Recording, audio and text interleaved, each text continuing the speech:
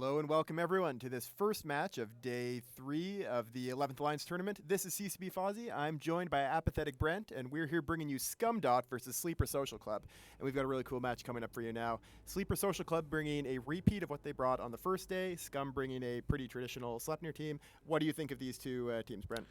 Well, I think that if SCC plays it right, as long as they drop their drones and then the core of their fleet being the Ishtars and the Vexor Navy issues, if they spread apart and make it so that they have to chase, that SCUM would have to chase down every ship after they kill one, they could easily pull this out. But the Minotaur team is much easier to fly. It's a quick note, we do see the bans there on the side of your screen. The Guardian and Neros were banned by SCUM, and then Sleeper Social Club banned the Maulus and the Dominics, who I think a lot of us expect to be very common bans. The match has now started. The entire SCUM team has warped in at 0 on the beacon. Sleeper Social Club came in at 30, and with the logistics at 50. And they're doing exactly what we'd expect them to do. They're dropping sentry drones. Interesting that they're dropping curators instead of guards, and starbursting off. This is a much harder team to fly for SSC compared to the SCUM team, so we're going to have to see whether they can handle it.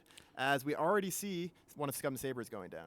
Yeah, it would have been a lot better if they had guards here. Maybe they just didn't have multiple sets. And it looks like they're doing the right thing. They're trying to take out the sabers as quickly as they can. Reps aren't landing super quickly, but they do have target painters to kind of augment the drone damage that's coming out from the Vexors and Ishtars. So interestingly, there's no webs yet landed on any of the drone teams for Sleeper Social Club. This team with the Ishtars and the Navy Vexors is one that we've seen a couple times so far this tournament. They can drop their sentries and move away and spread out very well. Catching them's going to be tough. There we go. The first Vexor Navy issue there of Vendrick. He is going to be going down pretty quickly now because he's webbed and is going to have a lot of DPS on top of him. We see him there with Sleipnirs right on his face. Yeah, and it's a great idea to go after the Vexor Navy issues first, is because they're going to have Tech 1 resist, whereas the Ishtars will have Tech 2. We did lose an Algos there under reps, so there is a really good amount of DPS coming down.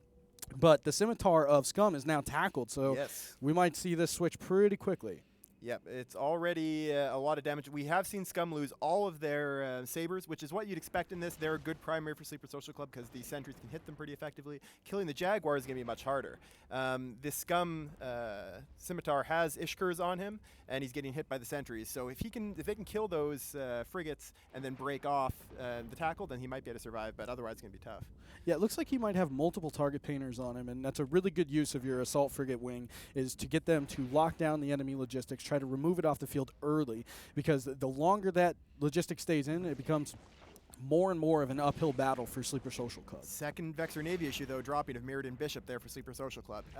Getting caught here is always the big danger. These ships have to be spreading out and each using their own piloting skills to stay within the arena and not get tackled. So seeing two of them get tackled so quickly is a good news for SCUM. Yeah, and we're actually not seeing a lot of velocity out of the cruiser holes on Sleeper Social Club. But we do have that Scimitar dropping into armor right now, so he will not be around much longer.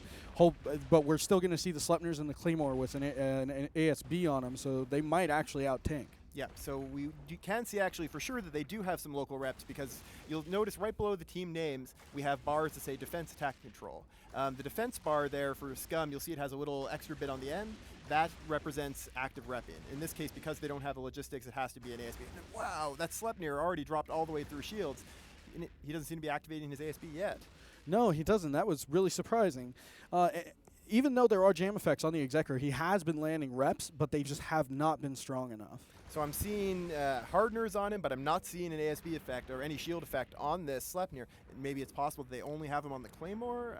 I don't really understand why he wouldn't be boosting right now, but this is huge. If he drops so quickly, that's a lot of DPS off the field. It would be very counterintuitive for them to not have ASBs. That's pretty much banking on your logistics, but that's one of the things that makes the Sleipnir comp so strong. Okay, we do have ASB effects on the second Sleipnir. I don't know what happened with the other one, but this one seems to be tanking. One thing that we've seen sometimes happen before, if he took a little bit of fire early and then maybe turned on his ASB and then forgot about it. Yeah, absolutely. In a high-pressure environment like the tournament, you can often just sort of ignore those things, not notice it, and he might have been on reload. Well, I would imagine that his team captain won't be very happy with him. And shout out to you at home, Ben Booley, for doing the same thing last year.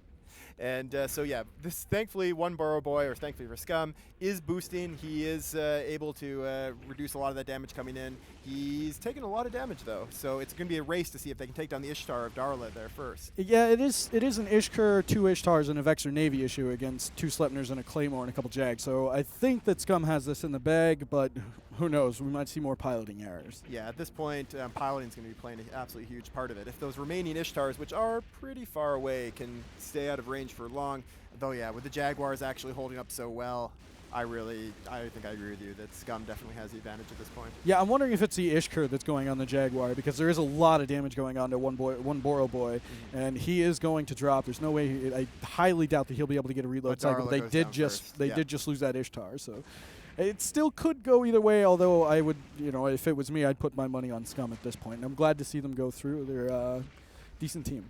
Yeah. It's interesting, actually. I think I probably would have had my money in the Sleeper Social Club before this match as well, from looking at earlier performance in this tournament. But SCUM have also been very respectable, and they're going to be moving on. So this is going to mean, because this is a elimination bracket match, Sleeper Social Club is going to be knocked out of the tournament with this, and I'm sure we'll see them back next year. But SCUM is going to be moving on to their next match tomorrow in the elimination bracket still. One surprising point that we didn't get a chance to point out at the beginning of the match is that SCUM warped everything into zero, including their logistics ship. So if the Sleeper Social Club maybe had gone for that immediately, maybe it would have been a little different, but at the same time, getting 1,200 DPS worth of sabers off the field within 30 seconds is a pretty attractive option in and of itself. And any webs those sabers have on them, because for the SSC team there, webs are absolutely killer, getting tackled so quickly. And that's what the Jaguars did such a great job of. They're a good addition to this team because they're a lot more durable than something like sabers. Sabers do a ton of damage to frigs, but they're not really reliable tacklers compared to an assault frigate. Absolutely. A Jag is going to be so tanky against the setup. They have the assault frigate bonus, so they've got a much slower sig under micro warp drive. So unless you do get them hard tackled and painted, they're just not going to drop. And we do have Autocroat, Etrisacote in the Ishtar is about to go into structure, and that will be the end of him, and it's just one lonely Vexler Navy issue kiting around the arena after that. Yeah, and he won't be able to take down this last Sleipnir by himself, I don't believe.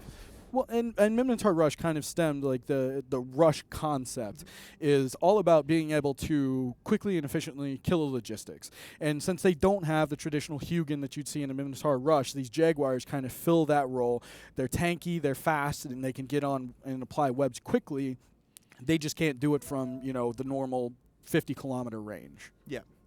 The comps with a Hugin would actually be extra powerful against a kiting team like this, but in this case, you're right. The Jaguars serve that role really well, and the Vexers just weren't able to stay out of range of them. This is always going to be a big challenge. That's one of the differences between the Sentry Drone teams that we've seen last weekend with the Dominics and these ones with the Vexers and Ishtars, is these Sentry Drones don't have the tracking bonus. Absolutely. That, and even though they are Sentry Drone Dominics, they're still not the friendliest ships to get up close to, because you're talking multiple heavy newts. If a Sleipnir gets on top, if the pilot does it right, they can newt you out from around 24 kilometers, and your hardeners are going to go off. Whatever links you have are going to shut off. So they're actually surprisingly resilient, even when you do get inside damage range. Yep, and so now we've seen Vincent Troker there for Sleeper Social Club, the last Vexer Navy issue.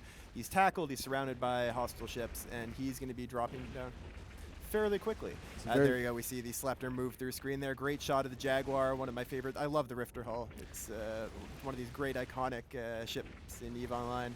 One of the first ships that I flew a lot of Rifters and Merlins way back when I started. Yeah, it's a very versatile ship too, because you can take it out as a newbie and you could kill a battle cruiser with a Rifter. It's not that hard once you understand how the chance to hit it all works. Just do some reading. They're very versatile ships, and you can have a lot of fun flying. Yeah, and great in small groups as well. As we see that Vexer now dropping into structure. And like we said, that's going to be the end of this tournament for Sleeper Social Club. We'll be getting ready after this to send you back to the studio, and then after that we'll be coming back very soon for our second match of today, which will be Revolution versus 4th District, which you're not going to want to miss. So we'll send you back now to Soundwave, and see you in just a few minutes.